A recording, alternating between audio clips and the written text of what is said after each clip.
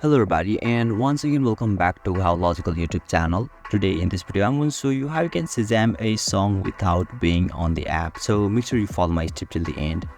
First thing first, you need to open the settings option, and now once you open it you'll be able to see the interface of the settings on in the screen, where you need to scroll a little bit down unless you find the control center. So once you find it, which is at the bottom of this general option, so simply tap on that control center, and now you'll be redirected to the control center section, where you can scroll a little bit down unless you find the music recognition.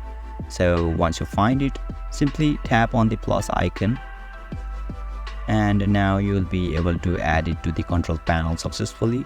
So to access it, what you can do is simply slide it from the top right corner to the bottom, and now you'll be able to see the Shazam icon at the bottom right corner of this screen. So to access it, simply tap on it, and yeah, you'll be able to Shazam a song successfully.